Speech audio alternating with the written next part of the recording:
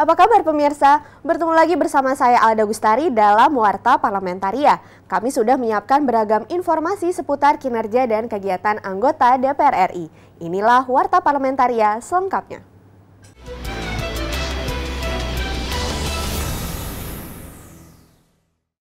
Komisi 10 prihatin dengan kesejahteraan tenaga pendidik honorer atau P3K di Sulawesi Utara. Komisi 10 akan mendorong pemerataan tenaga pendidik terutama di wilayah kepulauan.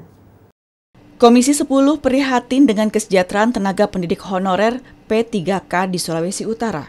Komisi 10 akan mendorong pemerataan tenaga pendidik terutama di wilayah kepulauan. Ditemui usai pertemuan dengan stakeholders bidang pendidikan di Kompleks Gubernuran Sulawesi Utara, anggota Komisi 10 DPR RI Muhammad Hasanuddin Wahid menyampaikan, Komisi 10 akan memperjuangkan alokasi anggaran atau skema program lain agar tenaga pendidik di Sulawesi Utara tercukupi, termasuk sosialisasi pengangkatan guru P3K tahun 2021.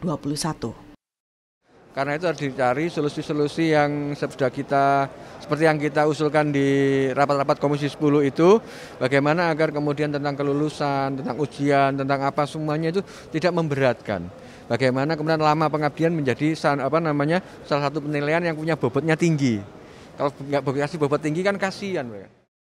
Anggota Komisi 10 DPR RI Dwita Ria Gunadi mencermati persebaran tenaga pendidik di Sulawesi Utara kurang merata. Dwita juga mendorong kerjasama antara pemerintah daerah, legislatif, dan pemerintah pusat untuk mendata persebaran guru. Yaitu mudah-mudahan dengan adanya keputusan secara tertulis ini, daerah-daerah yang memang kemarin belum mengusulkan guru-guru itu bisa memenuhi target 1 juta guru itu untuk ini. Komisi 10 menegaskan, kesejahteraan para guru dan tenaga pendidik menjadi kunci agar tercipta sumber daya manusia yang unggul. Dari Manado, Provinsi Sulawesi Utara, Amita Pradita, TVR Parlemen melaporkan. Wakil Ketua Badan Kerjasama Antar Parlemen DPR RI Ahmad Hafiz meminta dukungan sekaligus bantuan kepada Uni Eropa agar akses vaksinasi memenuhi target. Wakil Ketua Badan Kerjasama Antar Parlemen atau BKSAP DPR RI, Hafiz Thohir, meminta dukungan sekaligus bantuan kepada Uni Eropa agar akses vaksinasi memenuhi target. Ditemui usai menerima Duta Besar Uni Eropa untuk Republik Indonesia, His Excellency Vincent Piquet, di gedung DPR RI Senayan Jakarta baru-baru ini, Wakil Ketua BKSAP Hafiz Thohir mengatakan vaksinasi di Indonesia baru mencapai 3,8%, masih di bawah rata-rata global yang mencapai 5,7%. Apapun juga konsep APBN kita, apapun juga konsep pembangunan kita, maka dia harus terikat terhadap 17 poin tersebut. Di antaranya adalah isu lingkungan. Kemudian green industry, ya, artinya industri-industri ke depan tidak bisa lagi tidak mengadop daripada ekonomi green economy. Menurut Hafiz, menurunnya pertumbuhan ekonomi Indonesia tersebut disebabkan keterlambatan proses vaksinasi yang belum mencapai target di dalam negeri. Kita berharap kita bisa menghasilkan vaksin sendiri dan kemudian kita dengan cara-cara saluran-saluran diplomatik kita untuk meminta kepada negara sahabat kita agar bisa membagi vaksin tersebut, even kita harus membeli. Karena ini menjadi ujian bagi kita. Kalau saya melihat bahwa IMF sudah menurunkan pertumbuhan ekonomi kita tahun ini yang tadinya 5% menjadi hanya 4%. Habibie dan Heria di TVR Parlemen melaporkan. Dalam rangka mewujudkan ketahanan pangan nasional, Komisi 6 DPR RI mendesak PT Pupuk Indonesia meningkatkan kinerja untuk memproduksi pupuk melalui revitalisasi pabrik pupuk dan subsidi kebutuhan gas, sehingga kebutuhan pupuk nasional sebanyak 24 juta ton dapat terpenuhi. Dalam rangka mewujudkan ketahanan pangan nasional, Komisi 6 DPR RI mendesak PT Pupuk Indonesia meningkatkan kinerja untuk memproduksi pupuk melalui revitalisasi pabrik pupuk dan subsidi kebutuhan gas, sehingga kebutuhan pupuk nasional sebanyak 24 juta ton dapat terpenuhi. Hal ini disampaikan saat pertemuan Komisi 6 DPR RI dengan PT Pupuk Indonesia Persero di Kota Balikpapan, Provinsi Kalimantan Timur. Anggota Komisi 6 DPR RI Lamhot Sinaga mendesak PT Pupuk Indonesia meningkatkan kinerja produksi sehingga bisa memenuhi kebutuhan pupuk nasional secara menyeluruh. Menurutnya, untuk memaksimalkan produksi pupuk, revitalisasi pabrik-pabrik tua harus segera dilakukan. Nah, ini yang tadi saya katakan kepada Pupuk Indonesia supaya dalam waktu ke depan dia harus bisa memenuhi 100% kebutuhan nasional untuk pupuk subsidi. Caranya bagaimana? Itu harus meningkatkan kinerja dari Pupuk Indonesia. Sekarang ini banyak pabrik-pabrik tua. Nah, ini kan harus direvitalisasi. Anggota Komisi 6 DPR RI Herman Heron mengatakan, jangan sampai ada ketergantungan pupuk impor. Herman berpendapat pembangunan pabrik baru perlu menjadi program prioritas PT Pupuk Indonesia. Oleh karenanya, berilah keleluasaan ke depan. Pabrik pupuk boleh untuk melakukan impor gas, khusus untuk pabrik pupuk. Supaya apa? Supaya mereka bisa merencanakan secara progresif terhadap kebutuhan pupuk di nasional. Kalau pupuknya semakin naik, kapasitas pabriknya terbatas, otomatis mereka akan melakukan ekspansi pembuatan pabrik baru. Dari Kota Balikpapan, Provinsi Kalimantan Timur, Hilman Hidayat, TVR Parlemen melaporkan. Badan Urusan Rumah Tangga DPR RI meninjau layanan kesehatan di Rumah Sakit Delta Surya Sidoarjo, Provinsi Jawa Timur. BURT menginginkan Rumah Sakit Delta Surya Sidoarjo untuk melayani pasien dengan penyintas COVID-19. Badan Urusan Rumah Tangga DPR RI meninjau layanan kesehatan di Rumah Sakit Delta Surya Sidoarjo, Provinsi Jawa Timur. BURT menginginkan Rumah Sakit Delta Surya Sidoarjo layani pasien dengan penyintas COVID-19. Ditemui usai melakukan kunjungan spesifik ke Rumah Sakit Delta Surya Sidoarjo, Provinsi Jawa Timur, anggota Badan Urusan Rumah Tangga DPR RI, Dipo Nusantara menyayangkan kebijakan Rumah Sakit Delta Surya Sidoarjo yang tidak menerima pasien penyintas COVID-19. Dan saya sangat sayangkan yang diutamakan di sana itu meskipun rumah sakit umum, itu kita lihat dia hanya mengutamakan rumah sakit untuk ibu dan anak ya, untuk melahirkan. Dan yang kita sayangkan itu juga masalah dia tidak menerima pasien COVID. Padahal namanya penyakit itu kan otomatis apapun penyakit yang namanya rumah sakit pasti udah jadi rujukan masyarakat. Anggota Badan Urusan Rumah Tangga DPR RI Rudi Masud juga menyoroti tentang kebijakan Rumah Sakit Delta Surya Sidoarjo yang tidak melayani pasien penyintas COVID-19. Setahu kami di beberapa rumah sakit, baik yang di daerah apalagi Jakarta dan sekelas Jawa Timur, seharusnya ini kita bersama-sama bukan cuma rumah sakit, bahkan rumah singgah pun kita jadikan untuk tempat penampungan pasien-pasien COVID. Seharusnya ini akan diberikan kemudahan-kemudahan, tetapi nanti kita akan cek kembali ke teman-teman di Komisi 9 berkaitan dengan Rumah Sakit Delta yang ada di Sidoarjo, Jawa Timur ini. Kenapa kok tidak diberikan fasilitas untuk bisa menanganin masyarakat yang ada di Jawa Timur ini yang mengalami COVID? Nah, kira-kira begitu. Makasih ya. Dari Sidoarjo, Jawa Timur, Bondan Imana, TVR Parlemen melaporkan. Jangan kemana-mana pemirsa karena kami masih memiliki banyak informasi lain dalam Warta Parlamentaria. Di antaranya datang dari Komisi 9 yang mendorong BLK Labuan Bajo untuk hasilkan tenaga-tenaga pariwisata. Tentunya setelah jeda berikut.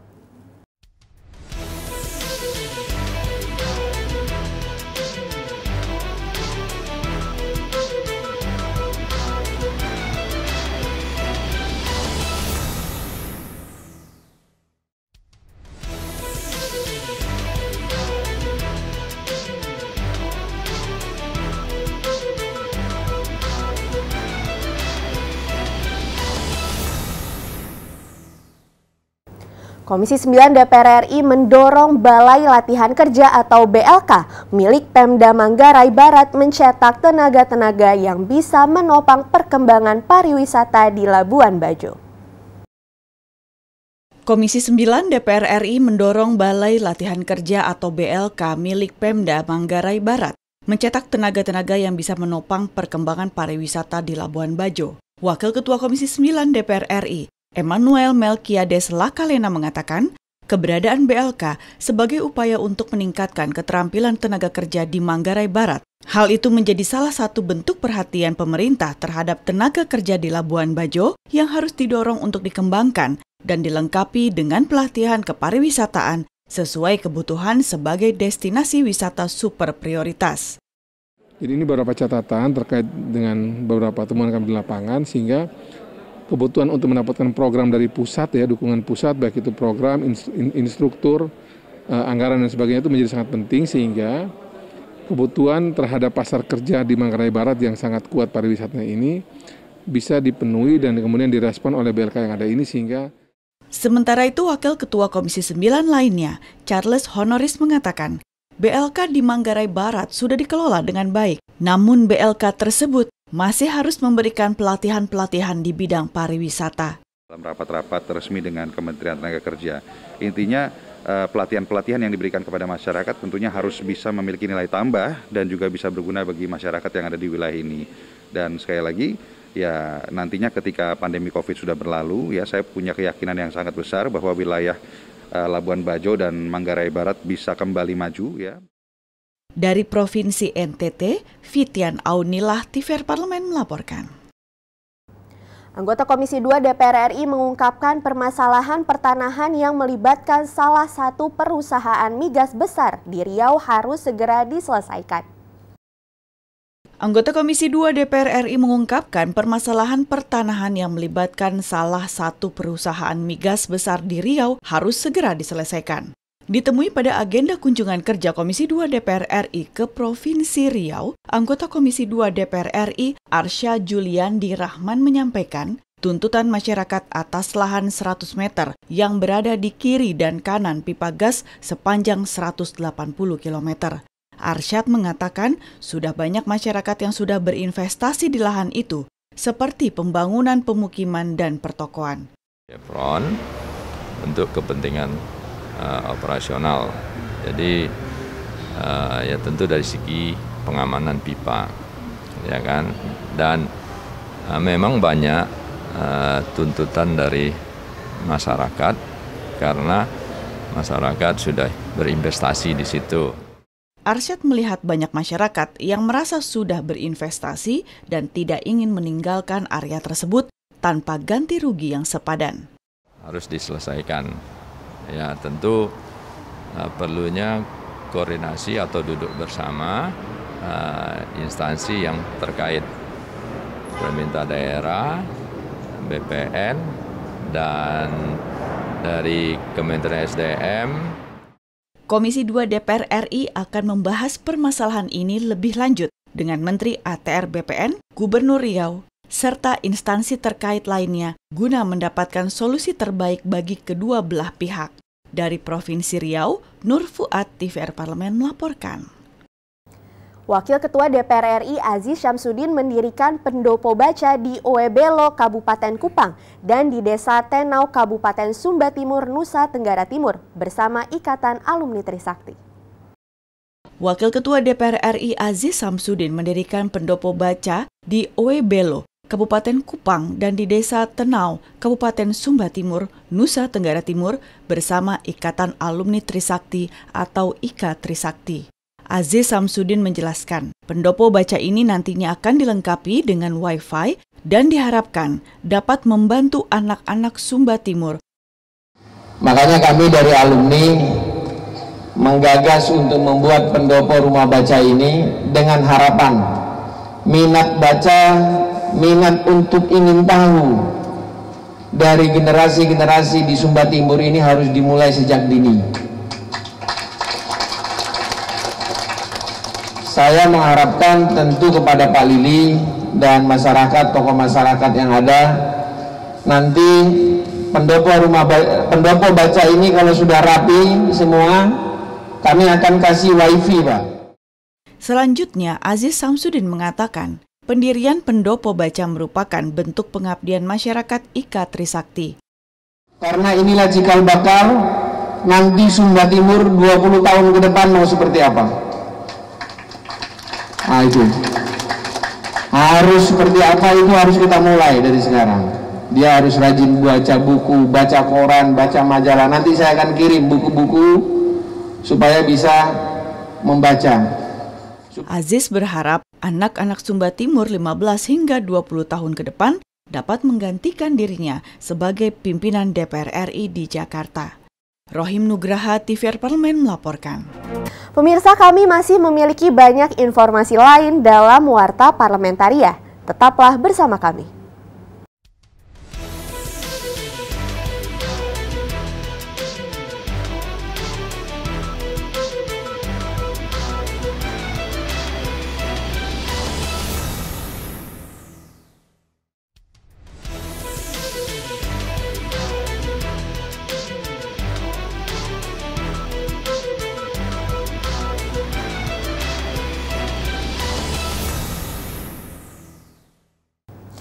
Terkait insiden terbakarnya tangki T301 yang berisi gasolin di kilang Pertamina Balongan, Indramayu, Jawa Barat, Komisi 7 DPR RI menyoroti keselamatan masyarakat sekitar area objek vital.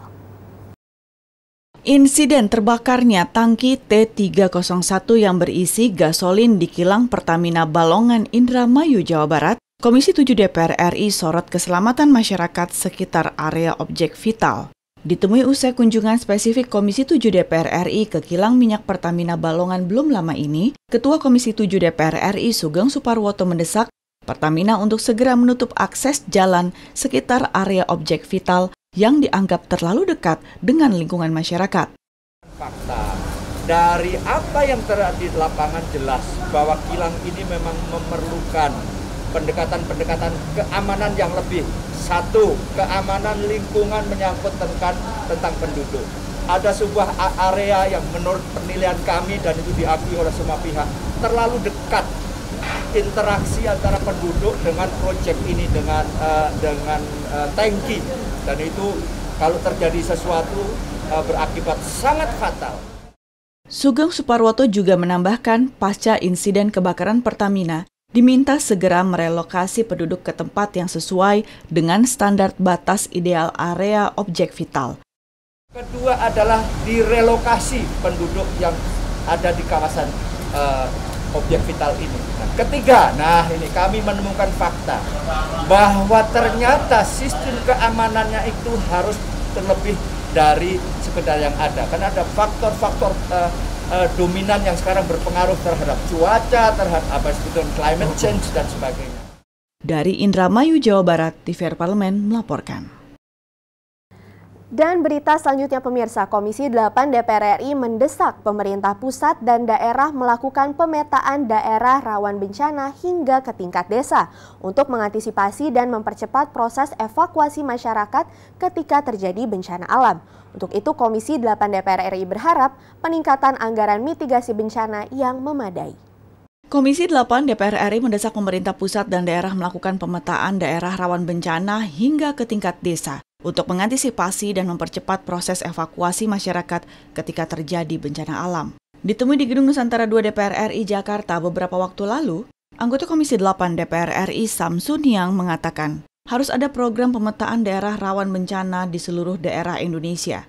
Samsun Yang menilai saat ini pemerintah daerah masih kurang tanggap dalam melakukan pencegahan dini bencana. Oleh karena itu, pihaknya mendorong pemerintah meningkatkan anggaran serta memperbanyak desa tanggap bencana. Mitigasi bencana yang perlu diperkuat dan dipertajam oleh BNPB supaya dia paham bahwa daerahnya itu rawan bencana. Supaya ada mitigasi awal atau pencegahan dini dari setiap daerah. Anggota Komisi 8 DPR RI, Ikomang Koheri, mengapresiasi kinerja penanganan bencana alam banjir bandang di Nusa Tenggara Timur. Kendati demikian, Ikomang menegaskan, seharusnya bencana alam banjir bandang dapat diantisipasi dengan mencegah terjadinya kerusakan hutan. Menurutnya, pemerintah daerah harus mengeluarkan kebijakan yang tegas dalam menjaga ekosistem kawasan hutan. Harap BNPB ini totalitas, juga bukan hanya dalam penanganan bencana, tetapi bagaimana mitigasi bencana ini sebelum bencana itu terjadi, itu harus menjadi ada semacam deteksi dini kan. Kenapa kita ketika ada terjadi banjir bandang ini, kita masyarakat ini sampai tidak tahu kan. Hilman Hidayat dan Teddy, TVR Parlemen melaporkan. Demikianlah beragam informasi seputar aktivitas DPR RI yang sudah kami susun dalam Warta Parlamentaria. Saya Alda Gustari beserta kerabat kerja yang bertugas undur diri. Terima kasih atas perhatian Anda dan sampai jumpa.